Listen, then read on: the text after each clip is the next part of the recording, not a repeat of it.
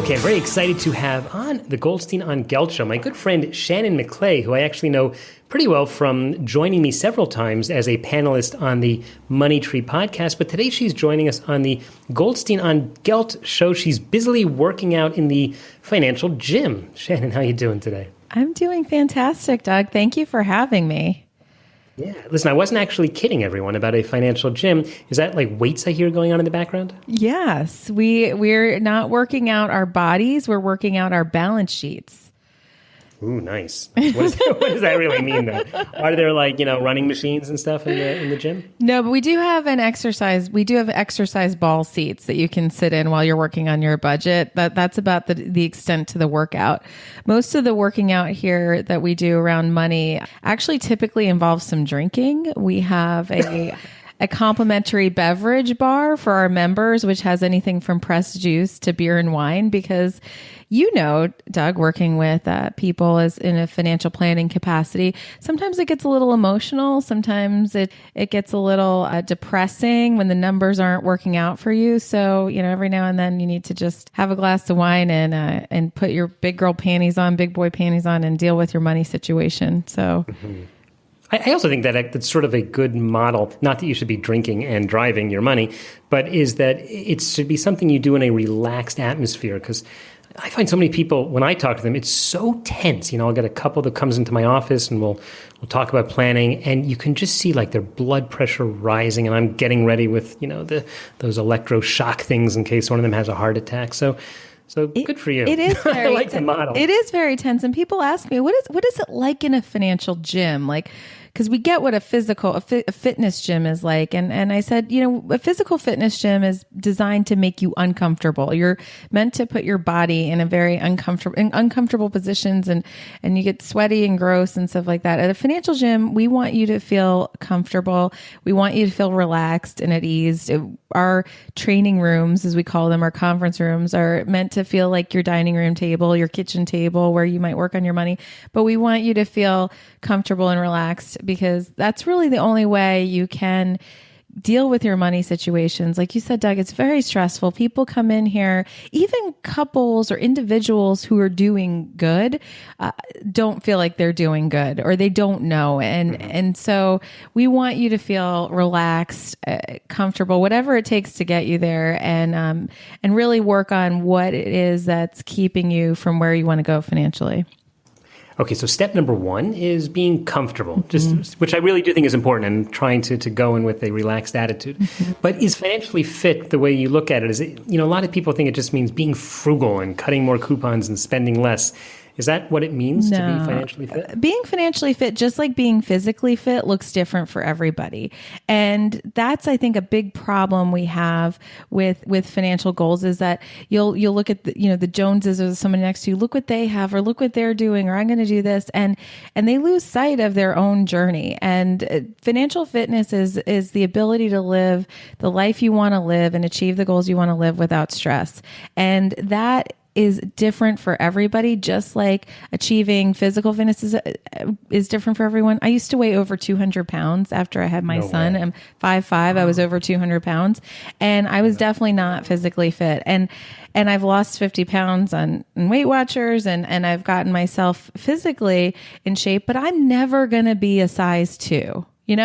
Even at my best and working out I'm never going to be a size 2, but the size I'm at is fine for me, and it works for me. And it's the same thing with money and finances. Is your financial picture is not going to look the same as somebody else, but the whole point of financial fitness is making sure it's right for you, and that you are achieving the goals you want to achieve, and the time you want to achieve them, and in the manner you want to achieve them.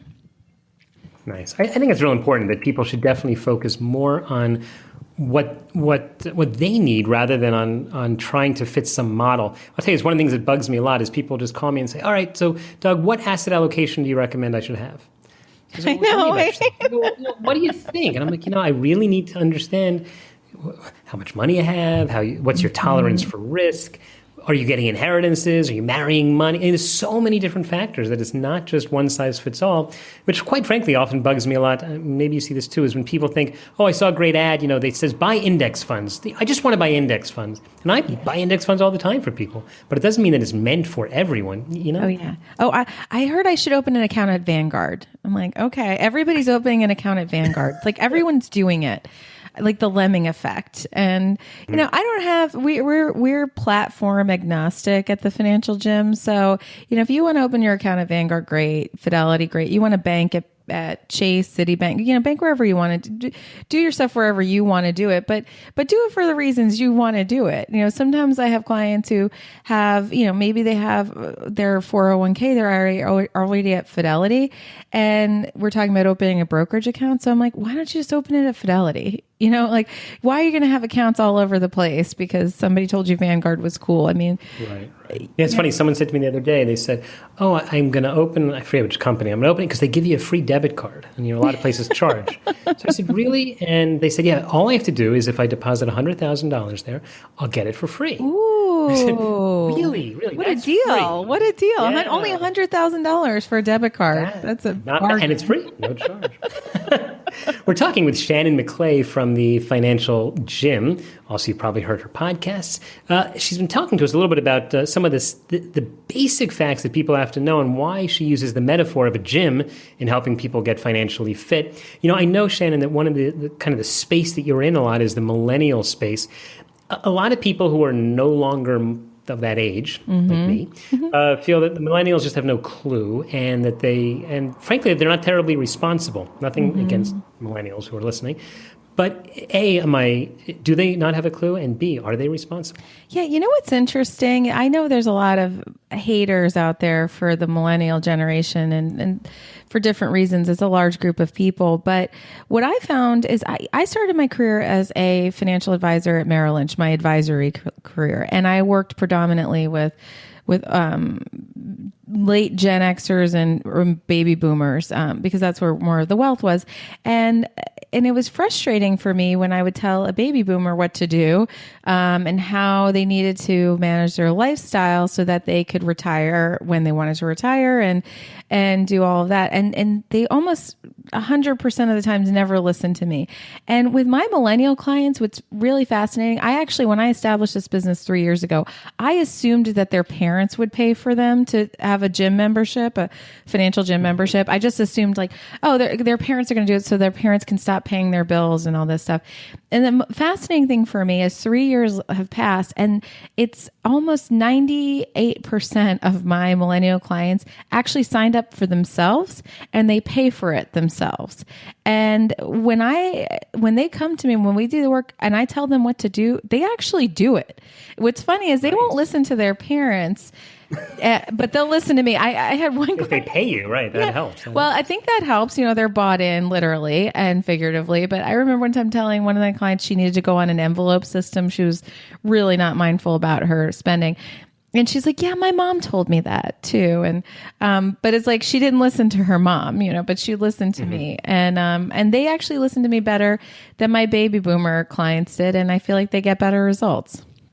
Interesting. But a lot of the problems that I've seen with people at all ages in handling their money is they just have really crummy habits. But a gym is where you train yourself. So how do you train someone to have good financial habits? Well, it takes time and work. And, kind of going back to the whole age difference, the hard part with working with baby boomer clients is they just have decades of bad habits that are just so ingrained and it's hard to break those.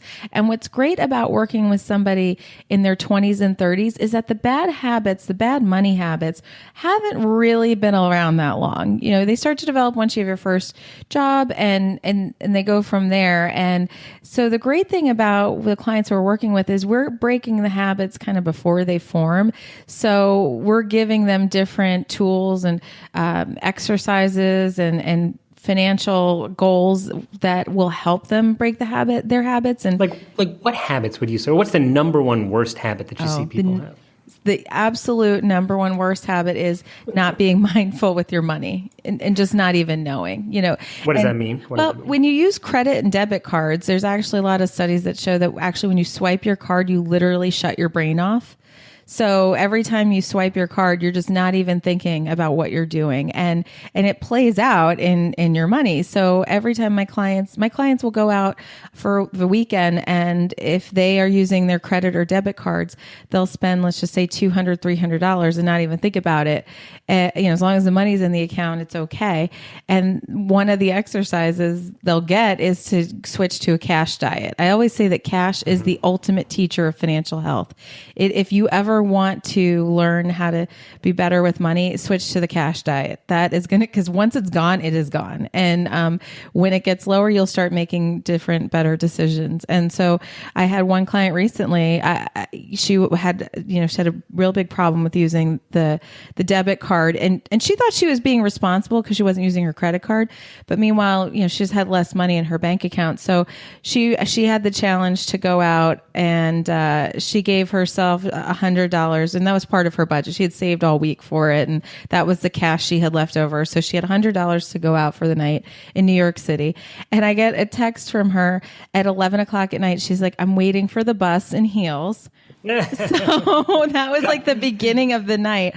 And the next day I get this long email from her telling me about her whole night. But it started with, I went out with $100 in cash and I came home with $62. And she was so excited. And she said, and I had a great time. And I heard all the details about who paid for the cab and how she didn't drink as much, how she danced, all this stuff. And that's the kind of stuff we do, or that's the kind of stuff that I'm helping teach my clients, is like, you had just as much fun on $40 as you did on $200. And life's all about choices, and we're trying to help them understand and make healthier choices. It's just like, with physical fitness, we don't always all want to eat a salad all the time. I'd rather eat a pizza, honestly, but maybe if I don't eat, if I eat half a slice of pizza and salad, then you kind of get the best of both worlds. Just think differently. Yeah, I think that's really important. I think the choices is true, because whenever you say yes to something, you're saying no to something else. So if you're saying yes to buying something today, it means no to having the money to invest or to have it tomorrow. It's funny, Doug. I say the same exact thing all the time. I'm like, just because you're saying no to not spending, because that's a problem with millennials. They don't want to be told no. I mean, a lot of people don't want to be told no. But I say, just because you're saying, told no. All right, I'll put you in like a category of like 3 people. But most people don't want to be told. Children, you're used to no, that you were deprived. But so I said, nobody wants to be told no, but what they're missing, and like you just said, it's like, just because you're saying no to one part doesn't mean no completely. You're saying yes to what you really want to achieve. You're saying no to that seamless order, or to, that Uber ride, but you're saying yes to that trip to Europe you want to go on. Nice. Or, of course, they could take a trip to Israel and listen to the Goldstein on Gelt Show live. Yes. Unfortunately, Shannon, we're just about out of time, but these were some really great ideas. Do me a favor, in the last few seconds, just tell me, how can people follow you and follow your work? Sure. They can find me online at financialgym.net, and that has all of our information out there on social media at Financial Gym. My podcast is called Martinis in Your Money, and that's on iTunes and Stitcher. And we are physically located with our first gym in New York City at 226 Fifth Avenue, the 5th floor. Come visit us. Get your assets in the gym. I love Shannon. It's a family show. All right, we'll put links to all that at the show notes at today's show at goldsteinongelt.com.